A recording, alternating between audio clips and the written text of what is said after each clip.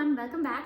So we're doing 6 psychological effects that explain our brains, and I will try to explain them to you in Urdu as well so that you can understand the effects because they're kind of like difficult, right?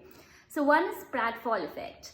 That is like your likability will increase if you aren't perfect. So basically it means that अगर आप ज़्यादा लोगों को अच्छे लगेंगे अगर आप हर वक्त परफेक्शन की तरफ ना जाएं, यानी कि आप हर वक्त हर चीज़ परफेक्ट वे में करना, लुक्स भी परफेक्ट होने चाहिए, काम भी परफेक्ट होना चाहिए. किसी भी इंसान को एक परफेक्ट इंसान नहीं चाहिए क्योंकि परफेक्शन डजंट एग्जिस्ट.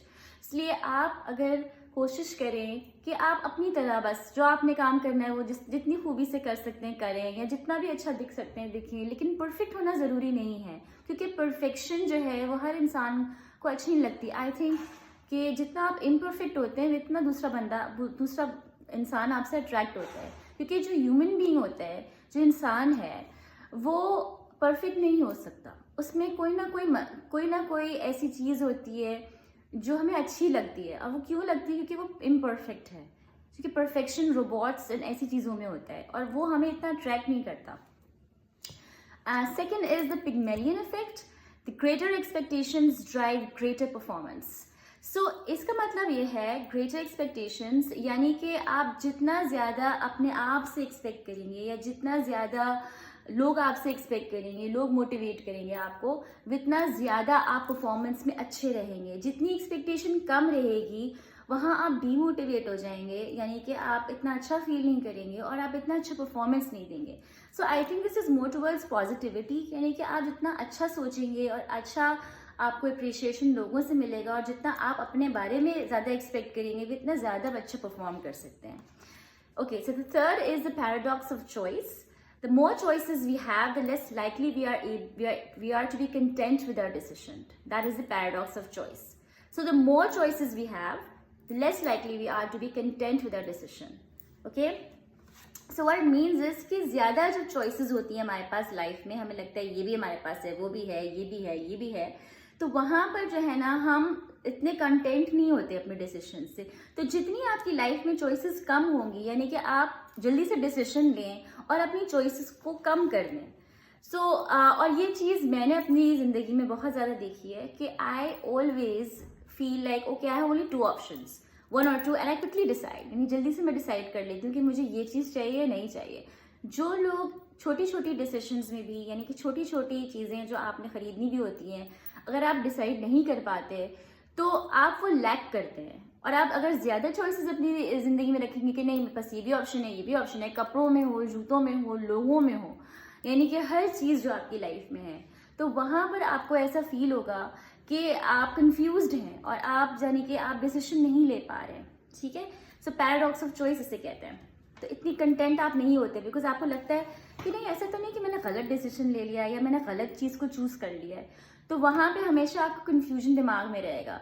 जहाँ आपने कम लोगों को चॉइस रखी है और आपने उनमें से किसी एक चीज़ को सिलेक्ट किया है, यहाँ अगर आप चीज़ों में भी कर लें या आप काम में कर लें या आप लोगों में करें, दोस्तों में रखें, वहाँ आपको सेटिस्फेक्शन मिलेगी जहाँ आपके पास ज़्यादा चीज़ें चूज़ करने के लिए नहीं है. मैं ये चीज़ भी बिलीव रखती हूँ. दूसरा ये है कि the bystander effect. What does that mean? The more people who see someone in need, the less likely that person is to receive help. Okay, this is a bystander effect, right? Meaning the more people who see someone in need, that means that when you are too needy, ठीक है, इसका मतलब ये कि आप बहुत ज़्यादा needy approach है आपकी और आप बहुत ज़्यादा लोगों से कह रहे हैं कि मुझे ये मसला है, आप मेरी हेल्प कर दें, या ये मसला है, मेरी हेल्प कर दें, तो लोग आपको हेल्प नहीं करते. ठीक है? Less likely the person is to receive help. तो आपने इस तरह से अपनी लाइफ को दिखाना है कि जब इंसान को वाकई में लगेगा कि आपको हेल्प की ज़रूरत है या आपको मदद की ज़रूरत है, तब कोई इंसान आपकी मदद करेगा. अगर आप हर वक्त मदद मांगेंगे या हर वक्त आप एक नीडी सा बिहेवियर आपका होगा, तो लोग ज़्यादातर आपकी मदद करने के लिए नहीं आते. This spotlight effect. Now what does that mean? Your mistakes are not noticed as much as you think. ये वही वाला सीन है कि हम सोचते हैं कि लोग बहुत ज़्यादा सोच रहे हैं हमारे बारे में. और जैसे मैं एग्जांपल देना चाहूँगी मेकअप का. लड़कियां बहुत ज़्यादा टाइम लगाती हैं मेकअप करने में, कॉन्टोरिंग में, ब्लश में. अच्छी बात है, ये मेकअप आर्टिस्ट के लिए तो बहुत अच्छी बात है, आपके क्लाइंट्स हैं अगर तो बहुत अच्छी बात है. लेकिन ऑनेस्टली स्पीकिंग ज़्यादातर लोग इस इनकी छोटी छोटी चीज़ों को नहीं देखता। कोई भी आपका मसाला ख़राब हो गया या लाइनर ख़राब हो गया या आपका आई शेडो ज़्यादा या कम है या ब्लश ज़्यादा है, वो एक अच्छी बात नहीं है कि आप उस चीज़ को इतना ज़्यादा नोट कर रहे हैं या आप उस चीज़ को इतना ज़्यादा दिल में ले रहे हैं। तो ज़्यादातर लोग छोटी छोटी चीज़ों को नहीं देखते।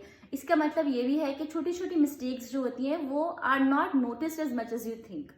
यानी कि आपने अगर किसी से कुछ मस्ती में कह दिया या आपने किसी से कुछ कह दिया और आपको लगा कि नहीं यार वो तो उसको दिल पे लेके बैठ जाएगा और वो तो so sort of like people pleasing अगर आप समझते हैं, बहुत सारे लोग ना बहुत ज़्यादा स्वीट बनने की कोशिश करते हैं, बहुत अच्छे हो जाते हैं। तो मुझे लोग थोड़े से बुरे लगते हैं। I know it sounds very like cliché but I don't really like that because I feel like वो फेक हो रहे हैं। भाई आप जो है आप वही बने आपके सामने। आप भले मिस्टेक्स करें, आप भले बॉटल गिरा दें या आप खाना ठीक से ना खाएं या आपके कपड़े परफेक्ट नहीं हो या आपकी बॉडी परफेक्ट नहीं हो, लेकिन आप खुद एक अच्छे इंसान हैं और आप एक नॉर्मल इंसान हैं।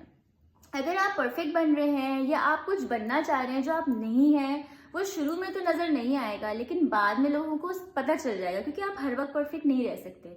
तो वहाँ पे लोग पीछे हो जाते हैं क्योंकि उनको लगता है कि आप डिसऑनेस्ट हो रहे हैं अपने साथ भी और लोगों के साथ भी। ठीक है, so spotlight effect means that when you make a mistake it's okay. You don't have to be so conscious कि यार मैंने ये बोल दिया या यार मैंने ये कर दिया और अब जो है ना मुझे सब लोग बुरा समझेंगे या सब लोग जो है ना मुझसे दूर भागेंगे। ऐसा नहीं होता है। लोग बहुत ज़्यादा फॉरगिविंग होते हैं इन मामलों में। ठीक है, the focusing effect. Now the people place too much importance on one aspect of an event and fail to recognise the other factors. For instance एक फैशन शो हो रहा है, ठीक है, और वहाँ पे एक लड़की गिर जाती है, ठीक है, मॉडल गिर जाती है गलती से, उसका शू स्लिप हो जाता है या ड्रेस प्रॉब्लम हो जाती है, like she has a dress failure.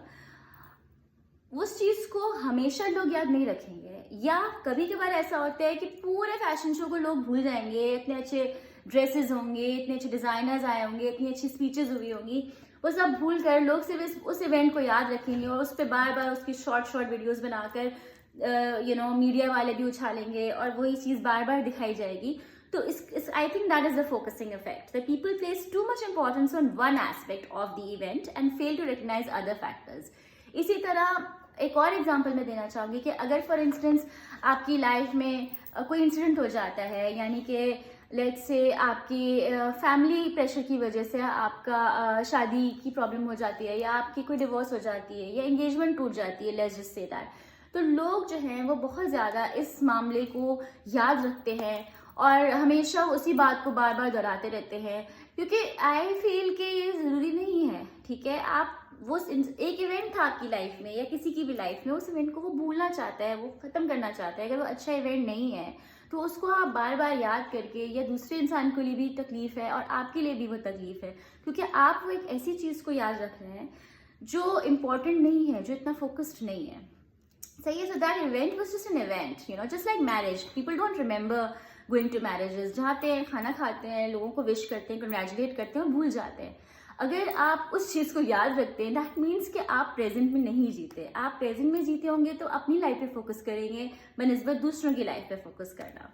So I hope you like it and I am going to try. मैं कोशिश करूँगी कि मैं ज़्यादातर उर्दू में बहुत सारी साइकोलॉजिकल चीज़ें आपको लाके बताऊँ और कोशिश करूँगी कि आप इन साइकोलॉजिकल चीज़ों से आपकी लाइफ बेहतर हो और मेरी भी इन साथ में लाइफ बेहतर होगी। So thank you, I hope you like my video and please like करें, शेयर करें और सब्सक्राइब करें मेरे चैनल को। मेरा टिकटॉक का भी चैनल है और यूट्यूब का भी चैनल है। So please like, share, subscribe to my YouTube and TikTok channel. Alright, take care, bye.